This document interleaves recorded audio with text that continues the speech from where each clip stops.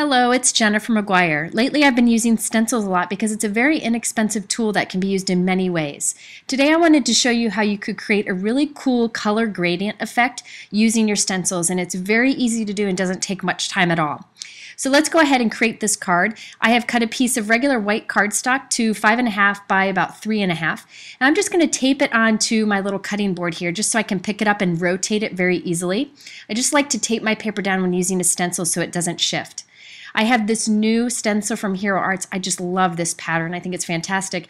I'm going to tape it down with painter's tape at an angle. I wanted to have the pattern kind of go at an angle on my paper. Now you'll see the reason I've taped it down onto a cutting board is so I can easily rotate it on my work surface.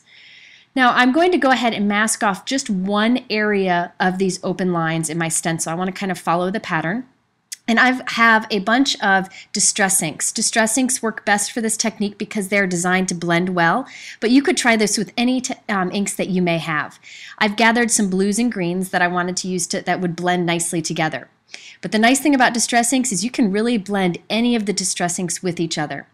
So I decided to start with the Faded Jeans. I'm using the mini ink blending tool because I think this is a fantastic size inking tool. It's much smaller than the original and it has a round tip, so it just is really easy to blend with without any harsh edges.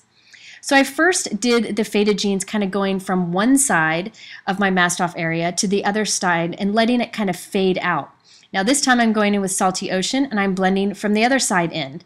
And you can see the colors overlap a little bit in the center, creating a really cool color gradient. Now I'm moving my mask over and putting another one down so I have the next row there revealed. I'm going to use the Salty Ocean again. You can see I'm keep rotating this back and forth to make it easier to do the blending. And I'm going to just pull the color from the outside in. I kind of use my ink blending tool at somewhat of an angle so that I can pull the color really deep from the outside and then soften it when I go towards the inside of my masked area. So you can see I can always work from the outside in, and this creates very quick and easy blending. I don't have to take much time to make sure I get perfect blending because this ink and this inking tool really do the work for you. So this time I have like a teal color and I'm going to blend it into the Mowed Lawn Green, which is my favorite kind of Kelly green color. So I'm just going to continue to do this down the line. Next up I have some peeled paint ink, and then I'm going to continue to blend that into the Faded Jeans again, and I'm repeating the colors to Salty Ocean until I have my entire background covered. And it only took a few minutes to do this, and I just think that effect is so cool. You could do it with feminine colors, masculine colors. This is a great technique for just about any style. Now again, if you don't have distress inks and the ink blending tool, you could try this with pretty much any ink and any inking tool, but definitely the distress inks and the ink blending tool really work well together to create the easy blending. I also think this technique would work with pretty much any stencil. You could even do an ombre effect. Okay, so for the greeting on this, I wanted to keep it very simple. I have a new stamp set from Basic Gray and Hero Arts.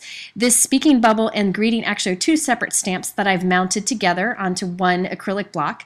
Now since I'm using black embossing powder, I'm first going to use my anti-static powder tool just to rub along my cardstock here so we don't get any of the powder sticking where we don't want it.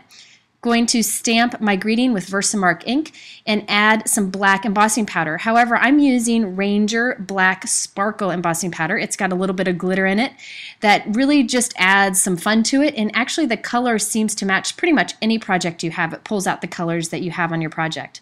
So I'm cutting this out with a little trim around the edge, and it's time to put our card together.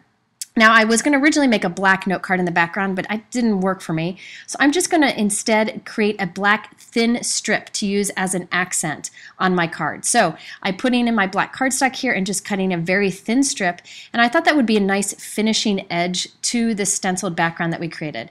So I'm going to cover it with some adhesive and just put it right along the edge here. The black note card in the background seemed to be too heavy, so that little thin strip of black cardstock did just the right job.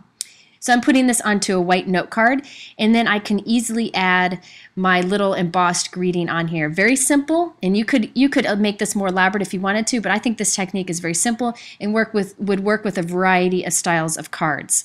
So thanks so much for watching. I hope this inspires you to use your stencils in a fun and different way.